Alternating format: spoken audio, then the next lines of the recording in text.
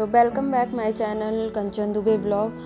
तो जो मेरा चैनल नए हैं सब्सक्राइब किया वो सब्सक्राइब कर लें जो न्यू है, और जो पुराने हैं प्लीज़ कमेंट करें और लाइक करें मेरे वीडियोस को अच्छा लगे तो ये है द्वारका से 20 किलोमीटर दूर नागेश्वर मंदिर, जो 12 ज्योतिर्लिंग में से एक है।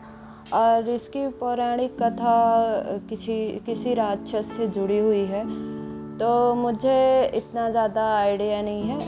तो इतना पता है कि यहाँ नाग नागिन के जोड़े चढ़ाते हैं चांदी के, और यहाँ पे जो शिवलिंग है वो बाकी शिवलिंग से कहते हैं थोड़ा बड़ा है। और तो चलो दिखाते हैं। और यहाँ पे एक्चुअली अगर आप द्वारका आते हो तो द्वारका से 20 किलोमीटर दूर है ये। हम लोग आए थे तो ये बेट द्वारका और जो द्वारका है उसके बीच में पड़ता है। तो गुजरात में जो 2 ज्योतिर्लिंग है, नागेश्वर है और सोमनाथ है। तो सोमनाथ इसके अपोजिट पड़ता है। तो और द्वारका से सोमनाथ 250 किलोमीटर 230 किलोमीटर 35 किलोमीटर के लगभग है, और ये सिर्फ 20 किलोमीटर है। तो हम लोगों ने प्लान बनाया था कि मतलब द्वारका के साथ ये ज्योतिर्लिंग भी घूमेंगे, क्योंकि पास है और पता नहीं कब आना होता है नहीं होता है। तो इसलिए हम आए थे यहाँ पे, और अमित को नहीं पता था।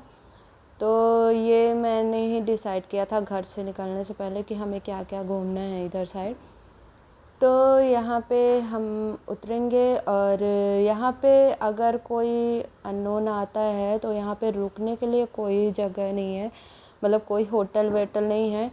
आप द्वारका आओगे ना तो द्वारका से ही आपको अप डाउन करना पड़ेगा। टैक्सी वगैरह सब मिल जाती हैं और बसेस मिल जाएंगी द्वारका से।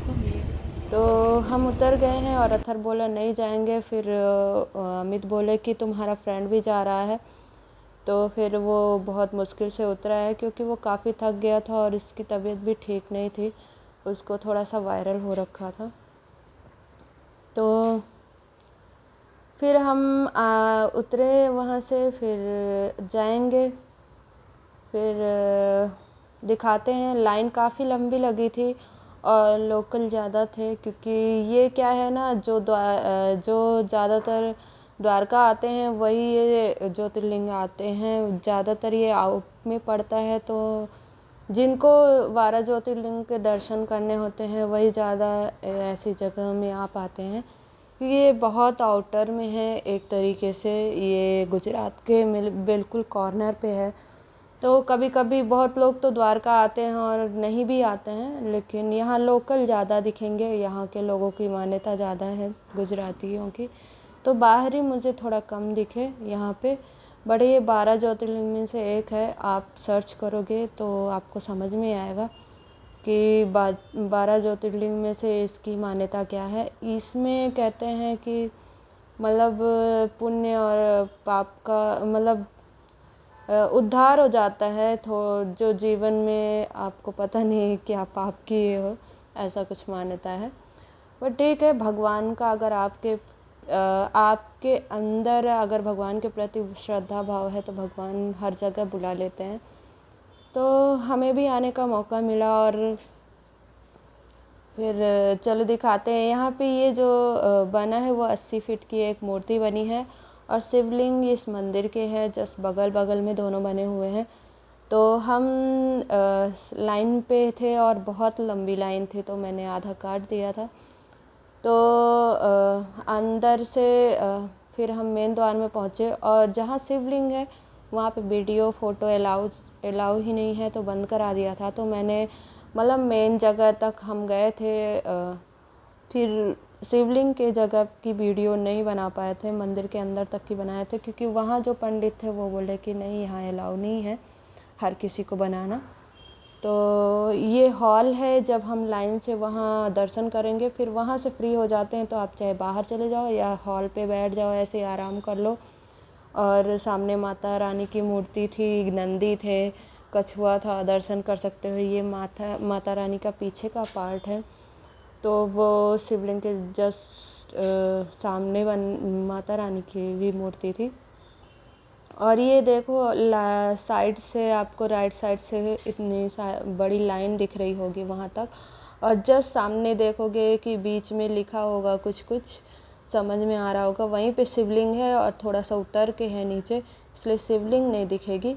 और वहीं से अगर आपको पूजा करानी है तो आपको कुछ पे करने होंगे और अंदर फिर पंडित जी पूजा कराते हैं, अदरवाइज़ बाहर से ही प्रणाम करके निकल जाओ, ऐसा रहता है। तो फिर हमें वैसे आइडिया नहीं था इन चीज़ों का, लेकिन हमें लगा कि प्रसाद तो चढ़ाना ही चाहिए, तो हमने ले लिया था। तो बाद में पता चला कि वो प्रसाद चढ़वाना होता है और कुछ पैसे देने होते हैं, जो दक्षिणा होता होगा पंडितों का। फिर हमने पूजा कराया तो अमित की जीन्स, यहाँ पे क्या है पूजा कराने का कि आपको धोती कुर्ता पहनना पड़ता है, तो अमित की पैंट शर्ट उतरवा के धोती पहनवाए थे। तो फिर 5 मिनट की हमने पूजा भी करवाई, तो हमें अनजान से ही सही भगवान की पूजा भी मतलब मिल गए। तो ये देखो कितनी बड़ी लाइन है, और यहाँ पे बहुत कुछ लोग बाहरी थे, कुछ लोकल ही थे जो आते होंगे श्रद्धालु। और दिवाली के हम जस्ट सेकंड डे आए थे तो इतनी भीड़ नहीं थी, अदरवाइज़ ज्योतिर्लिंग है बहुत भीड़ रहती है। और आपको बहुत सी चीज़ें मतलब यहाँ बाहर ज़्यादा मंदिर नहीं है, बाहर सिर्फ आपको खाने पीने का मिलेगा। जो मेन पूजा का सामग्री होता है ना, वो मंदिर के जस्ट अंदर ही देते हैं, सेल करते हैं, और फिक्स रेट रहता है इनका।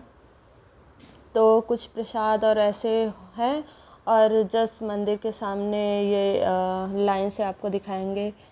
और उधर वो बोल रहा था कि आगे कैमरा लेके मत जाना, तो मुझे मना कर रहा था।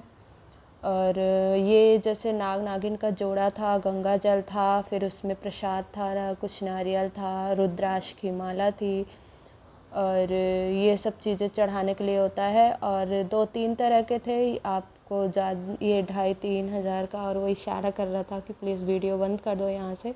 और सामने टीवी भी लगी थी जहाँ पे मतलब दिख रहा था वहाँ पे, लेकिन कैमरे में नहीं समझ में आ रहा है। और साइड से फिर हमने बंद कर दिया। फिर हम जब बाहर निकल गए तो फिर हमने चालू किया, क्योंकि मेन जो मंदिर का जो शिवलिंग है उसका वीडियो नहीं बनाने दिया उन्होंने। और ये नंदी थे यहाँ पे, और माता रानी के हमने दिखाया। और यहाँ पे चढ़ाने का पूरा प्रसाद और रुद्राक्ष वगैरह मिल रहा था। और ये टीवी लगी थी वहीं पे, तो वो दिखा रही थी कि कैसे पूजा कराते हैं, बट वो शायद अच्छे से दिखती नहीं है कैमरे में। और ये जस्ट ये मंदिर का मेन फ्रंट में लिखा था ऊपर। और हम सब बाहर आ गए, क्योंकि हमें आगे भी जाना था, ओखा जाना था, तो सेम डे तो उधर भी टाइम लगना था। वो भी 20 से 25 किलोमीटर दूर है, तो वहाँ के भी हम दिखाएंगे। वहाँ भी एक्चुअली जितने भी मंदिर हैं उसके अंदर कैमरा अलाउ ही नहीं है, ना फ़ोटो अलाउ है, ना वीडियोज़ अलाउ है, तो उनकी रेयर ही मिल पाती है। तो हम बाहर आए, और बाहर छोटी मोटी ऐसी मंदिरें भी बनी थी। और उधर साइड 80 फीट की प्रतिमा बनी है, जो आपको यहाँ से भी बाहर निकलेंगे तब मिलेगा। और यहाँ पे वही पीपल का पेड़ वगैरह था, और जो भी पूजा वूजा करते थे। तो हम लोग ऐसी ही बातें कर रहे थे यहाँ पे कि कैसे कैसे प्लान करना है। और तो फिर हाथ मतलब ऐसे ही घूम रहे थे, देख रहे थे कौन कौन से मंदिर है, कौन कहाँ है। तो सब में भोलेनाथ ही थे। शायद कभी किसी ने मान्यता मांगी रही होगी, तो यहाँ पे छोटे छोटे मंदिर, हर मंदिरों में सामने छोटी मंदिरें बन जाती हैं। तो यहाँ भी ऐसे ही था। ये कुंड था, यहाँ पे हवन कुंड कराते होंगे, तो हवन कुंड थे जिनके सब दर्शन कर रहे थे और हवन करते होंगे। तो इस तरह से। और गद्दी था, या शायद यहाँ पे भगवान मतलब भगवान के पुजारी रहे होंगे, जो पुराने जो रहे होंगे, उनकी गद्दी वद्दी सब रखी हुई थी, तो शायद वही रहे होंगे। और हवन कुंड था, वहीं पे हम लोग दर्शन किए। और यहाँ बोरवेल था। तो हम ऐसे ही घूम रहे थे कि मतलब क्योंकि ज़्यादा आइडिया था नहीं, तो हमने सोचा कि देख लेते हैं, फिर लगेगा कि ये नहीं घूमा, ये नहीं घूमा, ये छूट गया। तो ऐसे ही घूम के और बाकी देख सकते हैं। लोकल ज़्यादा थे, बाहरी बहुत कम दिखेंगे आपको, क्योंकि दिवाली का सेकंड डे था तो ऑब्वियसली बाहर के आएंगे भी तो 2-4 दिन लगते होंगे, तो इतना जल्दी कोई नहीं आ पाता है। तो यहाँ सब पास वाले ही गुजराती थे जो सेकंड डे, और हमारे यहाँ तो दिवाली के सेकंड डे ट्रैवल भी नहीं करते हैं, तो शायद बाहर ही बहुत कम इसीलिए दिख रहे थे। और यहाँ पे मेन चीज़ है, मैंने यहाँ देखा है होटल कुछ भी नहीं थे, तो रुकने का कोई साधन नहीं है। यहाँ से दर्शन करो और फिर द्वारका वापस जाओ या फिर अदर सिटी। तो यहाँ हमने चप्पल वप्पल पहने, बाहर जाके थोड़ा सा खाया पिया और फिर हम निकल गए ओखा के लिए। तो आप देख सकते हैं मंदिर। तो यहाँ हमें एक ज्योतिर्लिंग के दर्शन मिल गए।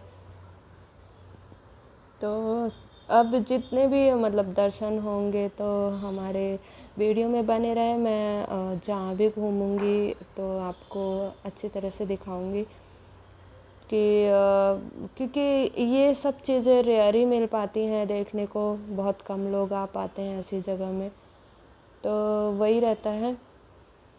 और वैसे भी ज्योतिर्लिंग मैंने ओमकालेश्वर गई हूँ, महाकालेश्वर अभी नहीं गई हूँ।